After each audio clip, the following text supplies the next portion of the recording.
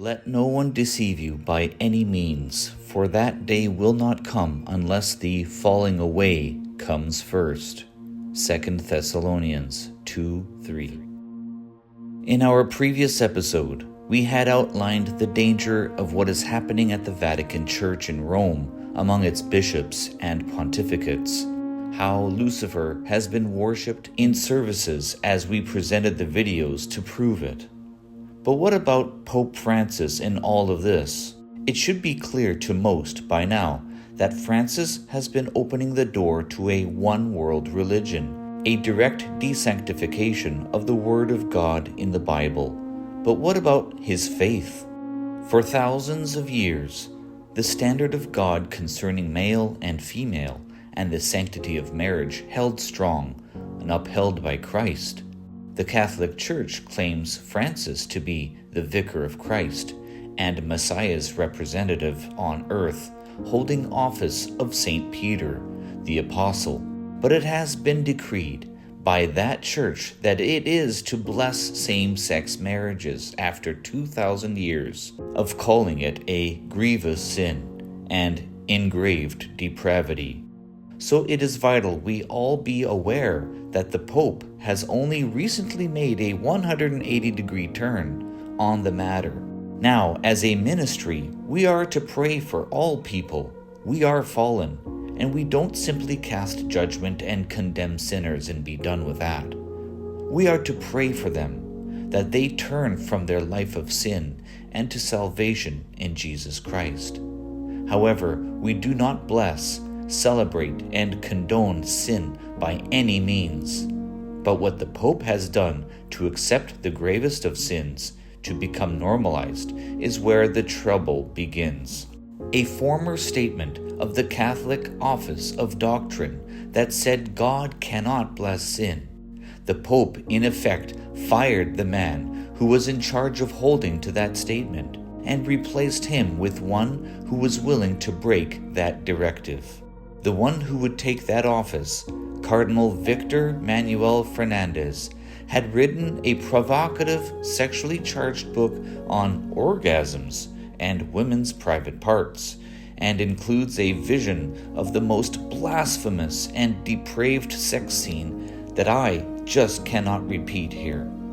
If you were to hear it, you would no longer doubt why God did what I am about to share. This is what is perhaps the Pope's great moment of apostasy, a watershed moment in the Pope's turning from Christ. So, what happened after this apostasy by the Pope? Well, when you open up the floodgates, hell's flood should be expected after leading an entire global church to celebrate sin. It comes in the form of a very ominous sign.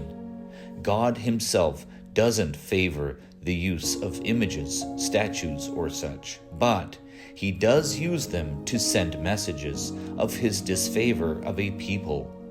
The Bible records that the Philistines took the Ark of the Covenant into their temple of Dagon and put it near their idol statue.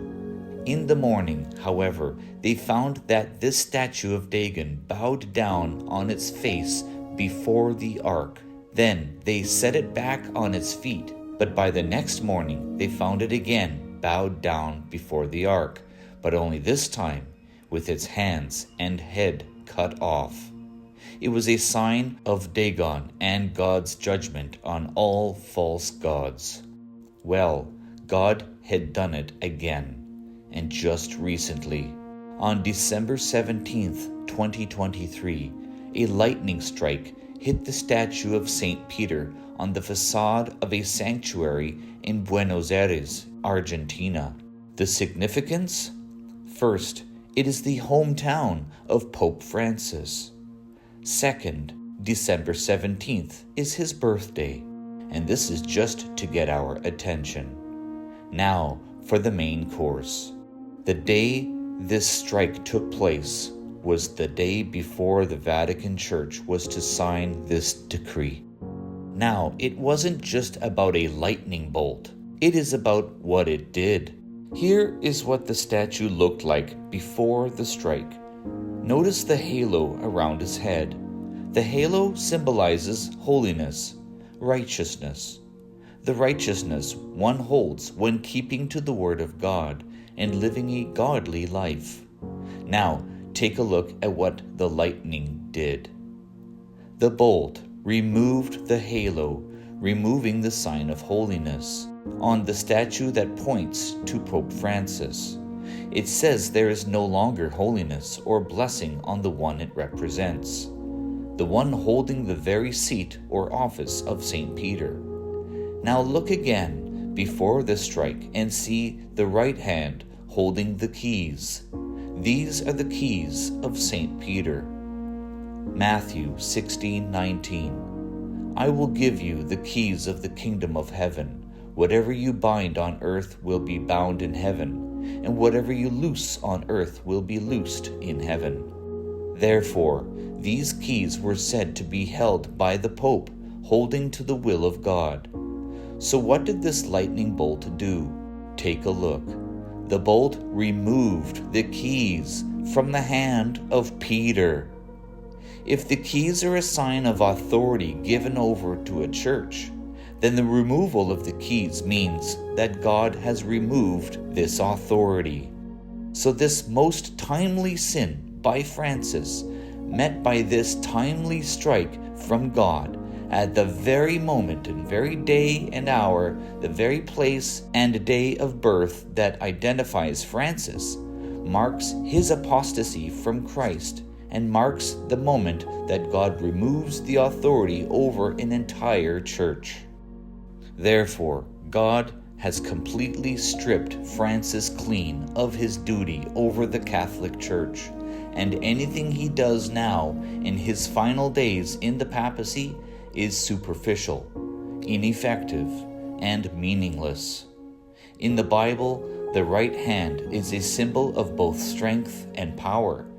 Not only is the keys removed from the statue, but the hand as well, left with no power and no strength.